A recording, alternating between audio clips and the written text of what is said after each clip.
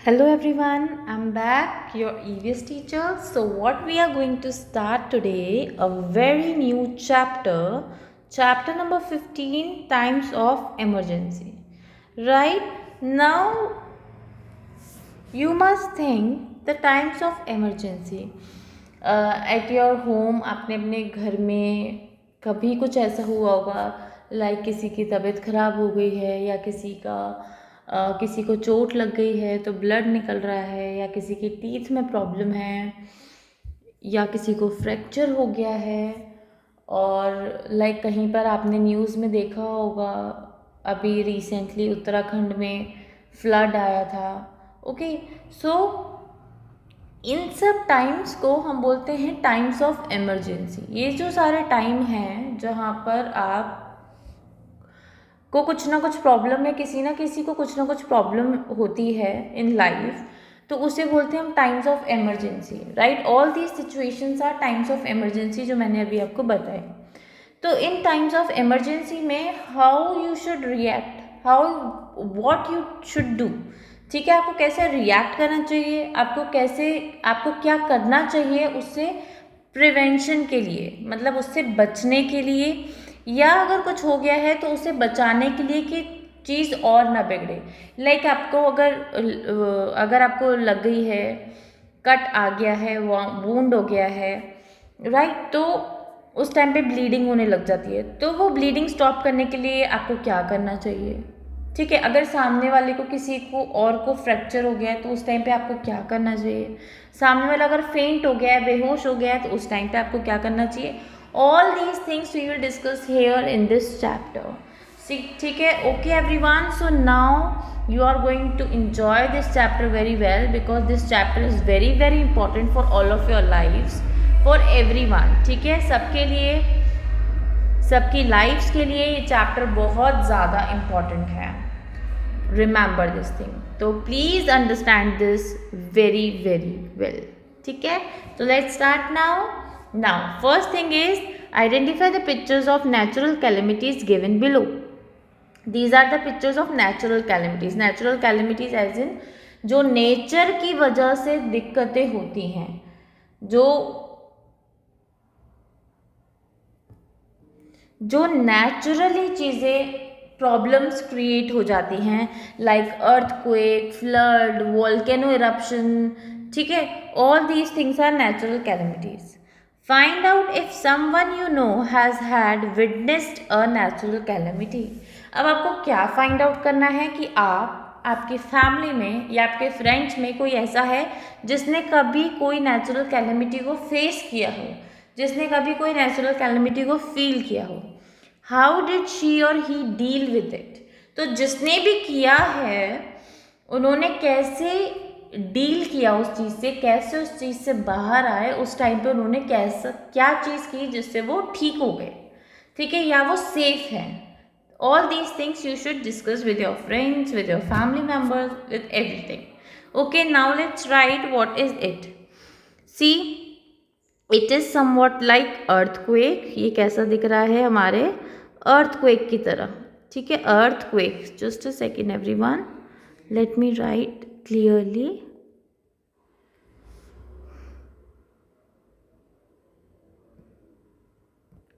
So it is earthquake. ठीक है, and it is flood. Flood means बाढ़ आना। ठीक है, and it is volcano eruption. ठीक है, इसको हम बोलते हैं वॉल्केनो इरप्शन। ओके एवरीवन, सो ये सब आपको अपनी नोटबुक में, बुक में जहाँ पे पिक्चर्स हैं, you have to write. Now let's start with the chapter main topic. Let's start now. चलो, natural disasters such as earthquakes, volcanic eruptions, landslides, tsunamis, floods, etc. can strike at any time without warning। तो natural disasters means nature की वजह से जो भी बहुत बड़ी बड़ी प्रॉब्लम्स क्रिएट हो जाती हैं, like earthquake. Earthquake means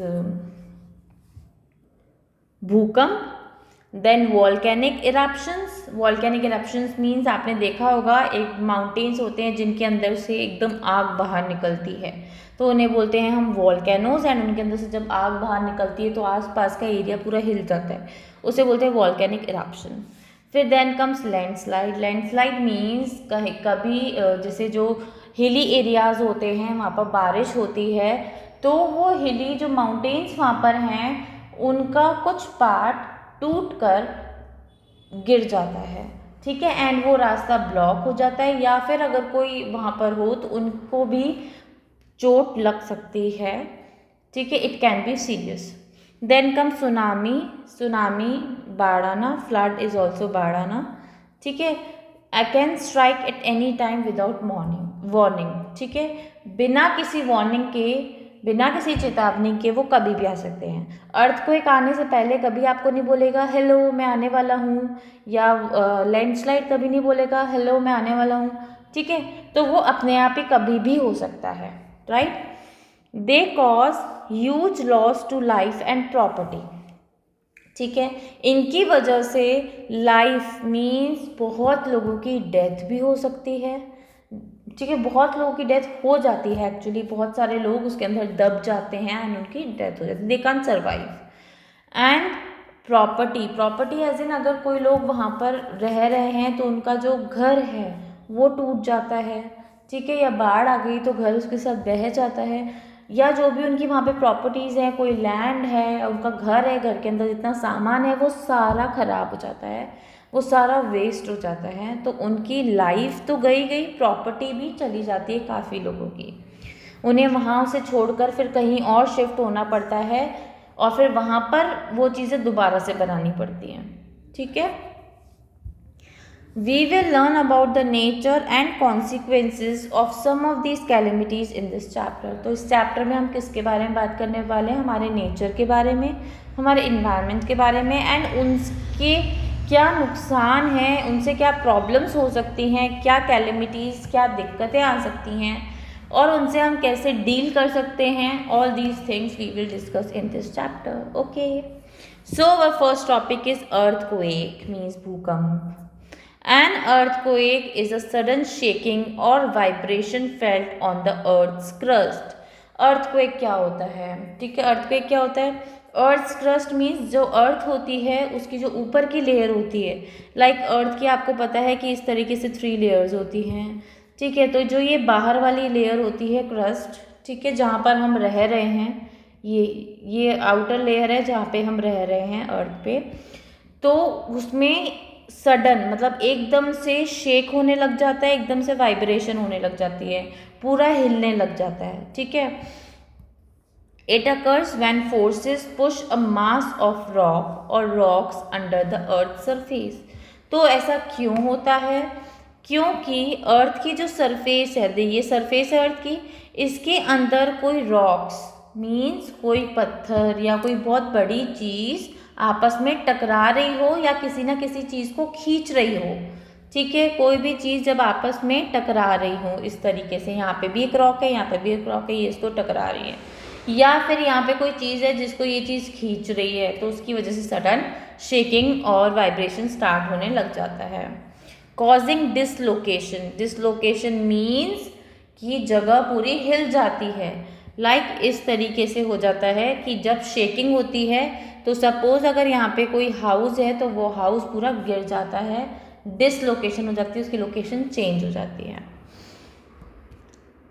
the vibrations में वेरी इन स्ट्रेंथ और मैग्नीट्यूड। अब वाइब्रेशंस कभी बहुत ज़्यादा भी हो सकते हैं, कभी बहुत कम भी हो सकते हैं, कभी 1 आवर 2 आवर्स के लिए भी हो सकते हैं और कभी 1 मिनट 2 मिनट्स के लिए हो सकते हैं, कोई फिक्स्ड नहीं है कि इतनी ही देर के लिए आएगा और इतना ही आएगा, ठीक है, तो उसकी स्ट्रेंथ कितना स्ट्रॉन्ग है वो, और उसका या फिर उसका मैग्नीट्यूड कितना स्ट्रॉन्ग है वो, कितनी देर तक आएगा, इट इज़ कम्प्लीटली डिफरेंट, ठीक है, वो हर टाइम पे डिफरेंट होता है। Some earthquakes are so weak that they are barely felt. कुछ अर्थक्वेक इतने वीक होते हैं कि उनको हम कभी कभी फील भी नहीं कर पाते, ठीक है, कभी कभी हम पता भी नहीं चलता हमें अर्थक्वेक आके चला गया। while others are so violent that they cause extensive damage। और कुछ अर्थक्वेक्स ऐसे होते हैं जो बहुत ज़्यादा खतरनाक होते हैं एंड उनकी वजह से बहुत ज़्यादा डैमेज, बहुत ज़्यादा नुकसान होता है, लाइक लोगों की लाइफ भी चली जाती है, उनकी प्रॉपर्टीज़ का लॉस तो हो ही रहा है, ठीक है। So all these things can occur due to an earthquake, और अर्थक्वेक कभी भी किस तरीके से भी हो सकता है, लाइक कभी ज़्यादा भी हो सकता है, कभी कम भी हो सकता है। Now here is some important thing for you, this is very important. किसी भी चैप्टर में जो did you know of the hook होता है, all these things are very important, so just remember these things, it will help you a lot in your exams and in future, ठीक है, for higher classes as well. The study of earthquakes is called seismology. जो भी scientist या जो भी लोग, जो भी पर्सन अर्थक्वेक के बारे में स्टडी करते हैं, ठीक है, जो स्टडी है अर्थक्वेक को लेकर, अर्थक्वेक के लिए जो स्टडी है उसे हम सीस्मोलॉजी बोलते हैं। क्या बोलते हैं? सीस्मोलॉजी, ठीक है। इंस्ट्रूमेंट्स कॉल्ड सीस्मोग्राफ्स, ठीक है। और जिस इंस्ट्रूमेंट के थ्रू हम स्टडी करते हैं कि अर्थक्वेक कितना ज़्यादा है या कितना कम है, जिस इंस्ट्रूमेंट से हमें पता चलता है, उस इंस्ट्रूमेंट को हम बोलते हैं seismograph and it is like this, ठीक है। ऐसे इसको बोलते हैं सीस्मोग्राफ, एंड जो स्टडी होती है सीस्मोग्राफ के ऊपर उसे हम बोलते हैं seismology. The earthquakes on a scale called the Richter scale. तो जिस स्केल पे हम अर्थक्वेक को मेजर करते हैं, अर्थक्वेक की जो स्केल है, लाइक दिस, आपको यहाँ पे एक ड्राइंग दिख रही होगी इस पेपर के ऊपर, ये स्केल है अर्थक्वेक की, इसको हम बोलते हैं रिक्टर स्केल। इसको हम क्या बोलते हैं? Richter scale. So all these three things are very important. Earthquake की जो हम स्टडी करते हैं कि कितना स्ट्रॉन्ग है या कितना वीक है, उसे हम सीस्मोलॉजी कहते हैं। जिस इंस्ट्रूमेंट के थ्रू करते हैं उसे हम सीस्मोग्राफ कहते हैं। एंड जो अर्थक्वेक की स्केल होती है, लाइक दिस ड्राइंग, इसको हम बोलते हैं रिक्टर स्केल, ठीक है। Then next comes volcanic eruptions, ठीक है। Now we will discuss about volcanic eruptions. जैसे कि मैंने आपको बताया, एक माउंटेन होता है जिसके अंदर से फायर बाहर निकलती है एंड वो बहुत ज़्यादा तेज़ होती है, ठीक है। जो फायर बाहर निकलती है उसको हम लावा बोलते हैं। Now, due to certain movements and disturbances in the Earth's interior, sometimes molten rocks called lava are forced out of cracks from the crust of the Earth. तो अर्थ के अंदर, जैसा कि मैंने अभी आपको बताया था कि अर्थ की 3 लेयर्स होती हैं, तो अर्थ के अंदर कभी कभी कुछ ना कुछ डिस्टर्बेंसेस हो जाते हैं, कुछ फोर्सेस मतलब बहुत ज़्यादा हो जाते हैं एक दूसरे, मतलब बहुत ज़्यादा अंदर चीज़ें मिक्स होने लग जाती हैं, बहुत ज़्यादा मूवमेंट होने लग जाता है। तो उसकी वजह से जो अर्थ में जहाँ पर क्रैक होते हैं, मीन्स जहाँ पर स्पेस होती है, वहाँ से कुछ मोल्टन रॉक्स, मीन्स गरम गरम, एकदम गरम जो पत्थर होते हैं वो बाहर की तरफ निकलते हैं, लाइक क्रैकर की तरह, ठीक है। बाहर एकदम बहुत तेज़ आके आग की तरह निकलते हैं एंड उसको हम बोलते हैं लावा, एज आई जस्ट सेड। वो अर्थ की क्रस्ट से बाहर निकल जाता है, अर्थ की क्रस्ट में like this layer, this is called crust, ठीक है। उस पे जो क्रैक्स होते हैं, अर्थ की क्रस्ट पे क्रैक्स है, क्रैक्स में से बाहर निकल जाता है, okay. These molten rocks are released along with a lot of smoke and ash. ये जो molten rocks जब बाहर आते हैं और क्रैक से, ठीक है, तो उनके साथ बहुत ज़्यादा स्मोक, मीन्स बहुत ज़्यादा धुआं, ऐश, राख बाहर आता है। लावा causes huge damage to property and life when it flows down and runs over areas where people live. जो लावा है उसकी वजह से बहुत ज़्यादा लॉस होता है, जो प्रॉपर्टी मतलब वहाँ की जो आसपास की जगह होती है वॉल्केनो के आसपास की, वो पूरी ख़राब हो जाती है एंड वहाँ पर जो लोग रह रहे होते हैं उनकी डेथ हो सकती है एंड ये बहुत दूर तक जा सकता है। लाइक ऐसा नहीं है कि जहाँ पर माउंटेन है या जहाँ पे क्रैक है सिर्फ उसमें से बाहर निकलेगा, वो बहुत दूर तक, बहुत बड़े बड़े एरियाज तक फैल सकता है, जहाँ पर लोग रह रहे हैं वहाँ तक भी जा सकता है। तो ऐसा बिल्कुल नहीं है कि जहाँ पर क्रैक्स, मतलब जहाँ पर वॉल्केनो माउंटेन्स बने, वॉल्केनोज बने हुए हैं, सिर्फ वहीं पर होगा, कहीं पर भी हो सकते हैं। जहाँ पर क्रैक हो सकता है अर्थ क्रस्ट पे, वहाँ पर ये चीज़ हो सकती है, ठीक है।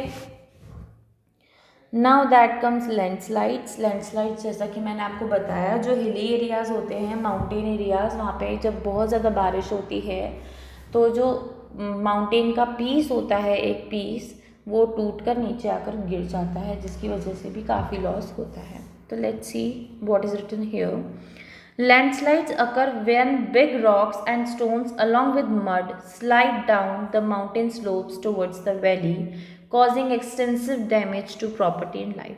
अब लैंडस्लाइड क्या होता है, कैसे होता है? बड़े बड़े रॉक्स, बड़े बड़े पत्थर मड के साथ, मिट्टी के साथ, mountain slopes, suppose this is a mountain, ये माउंटेन है, ठीक है, ये सपोज ये माउंटेन का एक पीस है, ठीक है, अलॉन्ग विथ मड, मिट्टी के साथ वो ऐसे स्लोप के थ्रू नीचे आएगा, दिस इज स्लोप, ठीक है, स्लोप के थ्रू नीचे आता है, slopes towards the valley, valley means गहराई में, यहाँ पे जो नीचे जगह होगी वहाँ पर आकर वो गिर जाएगा।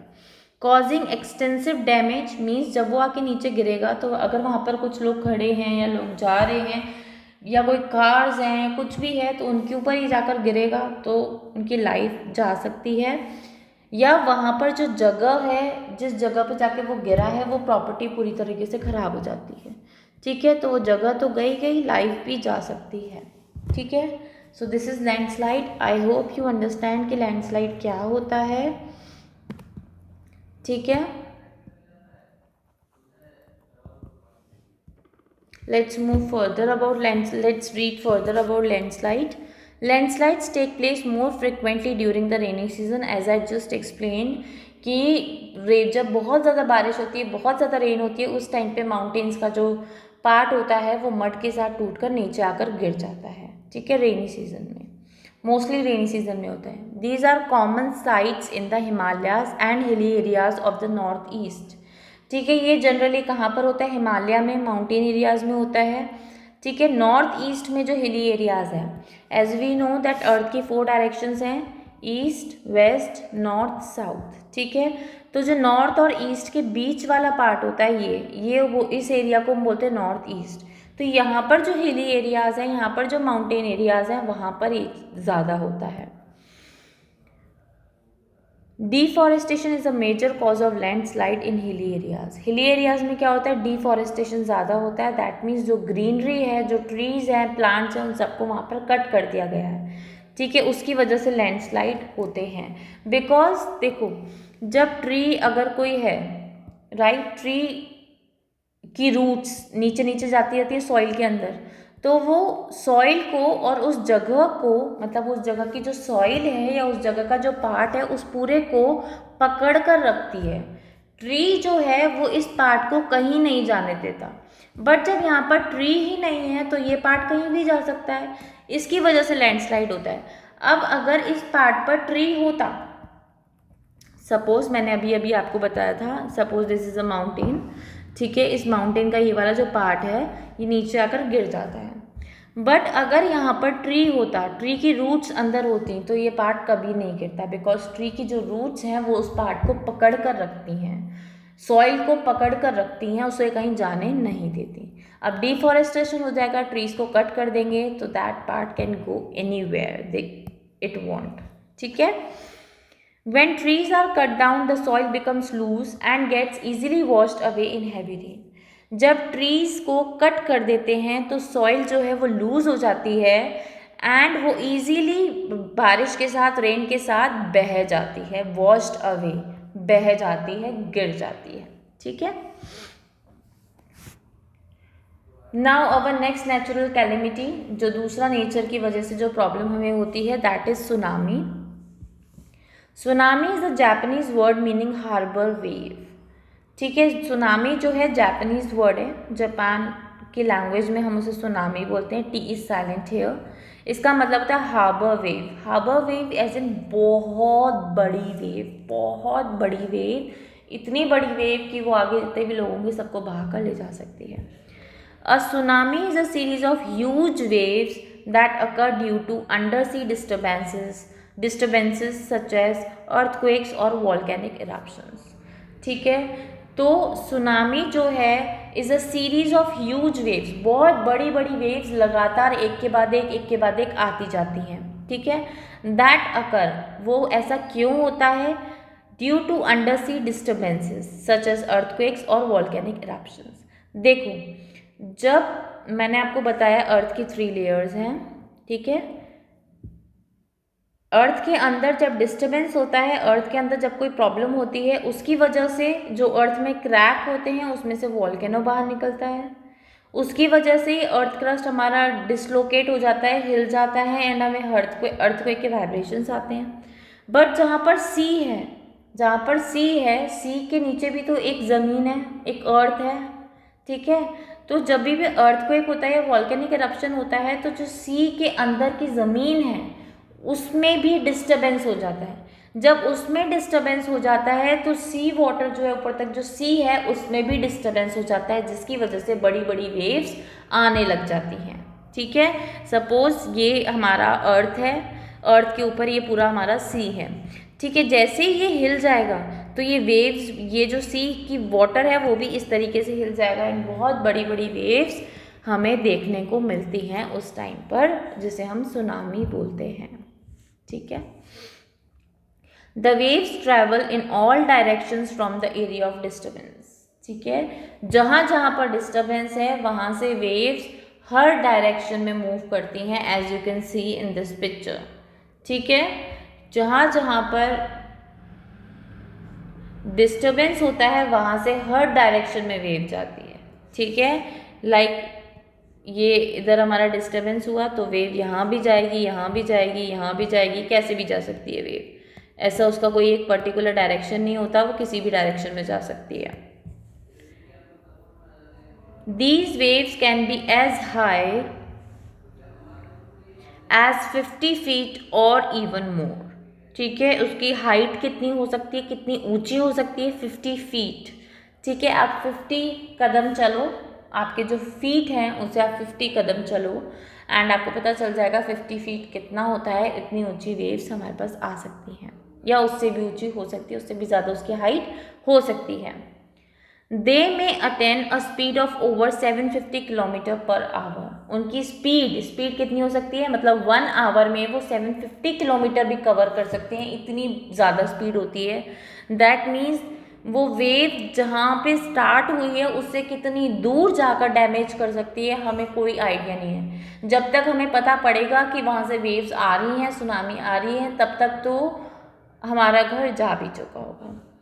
The tsunami that hit the coast of India, coast of India that is जो सी के आसपास का लैंड एरिया होता है उसे हम कोस्ट कहते हैं। सपोज ये हमारा इधर पूरा सी है, जो इसके आसपास का जो पूरा एरिया होगा इसको हम कोस्ट बोलेंगे, किनारा एक्चुअली, ठीक है। किनारे को हम कोस्ट बोलते हैं। And some other countries near the Indian Ocean on 26 December 2004 killed around 3 lakh people and displaced thousands of people, ठीक है। तो सुनामी जो है इंडिया के coast, that means Indian Ocean, India का जो ओशियन है उसके आसपास की बाउंड्री को हिट करता है, उसके आसपास की बाउंड्री को डैमेज कर सकता है एंड जो इंडियन ओशियन के आसपास की कंट्रीज़ हैं उनको डैमेज कर सकता है। And here is one example कि कब हुआ था, एक बार ही हुआ था जब बहुत ज़्यादा हुआ था। 26 December 2004 में 3 लाख पीपल जो हैं उनकी डेथ हो गई थी एंड बहुत सारे लोग, हज़ारों में ऐसे लोग थे जो उनको अपना वहाँ से घर छोड़कर कहीं और जाकर रहना पड़ा, ठीक है। तो अभी रिसेंटली अगर मैं बताऊँ तो उत्तराखंड में भी हुआ था ये चीज़, व्हेन अराउंड 2013 या 2014 में हुआ था आई गेस, ठीक है। इसके अराउंड ही, इसके आसपास ही हुआ था, तो उत्तराखंड में भी हुआ था एंड वहाँ पे भी बहुत ज़्यादा डैमेज हुआ था। नाउ फ्लड की अगर हम बात करें, ठीक है ना, जो उत्तराखंड में होता दैट वाज अ फ्लड, ठीक है। जो सुनामी है it is very huge part of flood, तो वो ओशियंस में ही हो सकता है, बहुत बड़े बड़े सी में ही हो सकता है। Now let's talk about flood. Flood जो होता है वो हमेशा रेनी सीजन में ही होता है, रेनी सीजन के अलावा नहीं होता। सुनामी क्या होता है? अर्थक्वेक की वजह से या वॉल्केनो की वजह से जो डिस्टर्बेंस होता है उसकी वजह से होता है, बट फ्लड जो है वो रेन की वजह से होता है।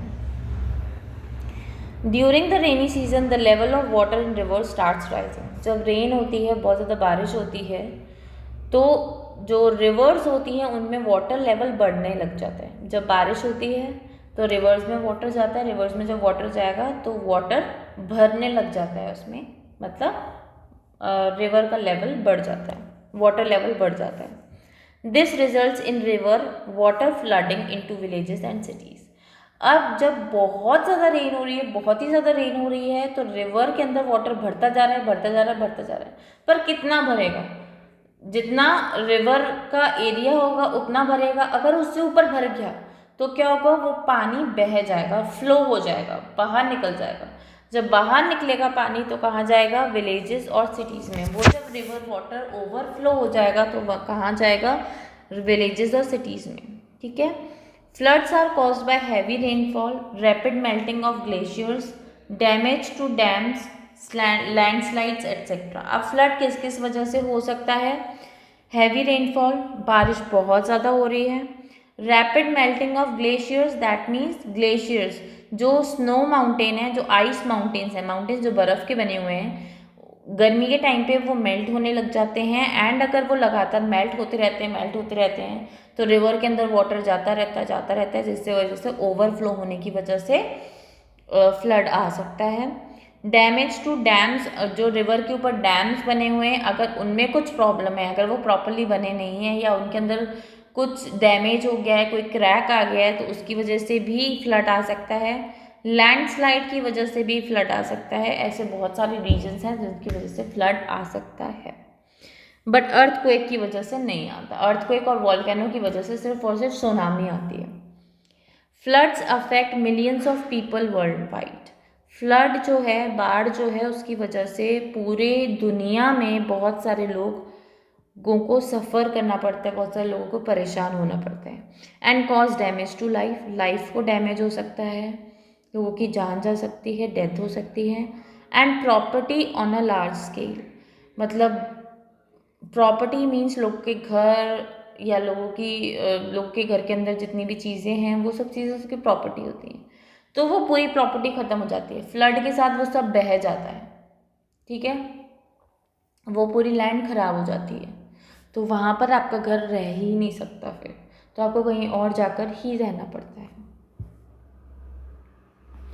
As you can see here, यहाँ पे देखो फ्लड आया है एंड जो हाउसेज हैं उनके अंदर पूरा वाटर भर गया है और ये हाउसेज धीरे धीरे पूरे टूट जाएंगे because of this river water, because of this flood. Now our next natural calamity is drought. ठीक है, a drought can be defined as a long period of time when there is little और no rain. अब drought क्या होता है? Means सूखा पड़ जाना। ठीक है, जब कोई बारिश ही नहीं हो रही, अंडरग्राउंड वाटर भी नहीं है, वाटर है बचा ही नहीं है बिल्कुल, जब सूखा पड़ जाता है उसको कहते हैं drought. A drought can be defined as a long period of time when there is little और नो रेन। तो drought long period of time है, मतलब ऐसा बहुत लंबा टाइम कि ना बारिश हो रही, पानी मतलब बिल्कुल थोड़ी थोड़ी बारिश हो रही है या बारिश हो ही नहीं रही, थोड़ी थोड़ी रेन है या बिल्कुल रेन नहीं है। कुछ एरियाज ऐसे होते हैं जिसमें 3 to 4 ईयर्स, 4 to 5 ईयर्स तक रेन होती ही नहीं है, होती है तो बहुत कम होती है। During severe droughts there may be a total absence of rainfall for years causing crop failure. तो ड्रॉट की वजह से बारिश नहीं हो रही तो सॉइल जो है, ज़मीन जो है वो सूखी हो जाती है, अंडरग्राउंड वाटर भी ख़त्म होने लग जाता है।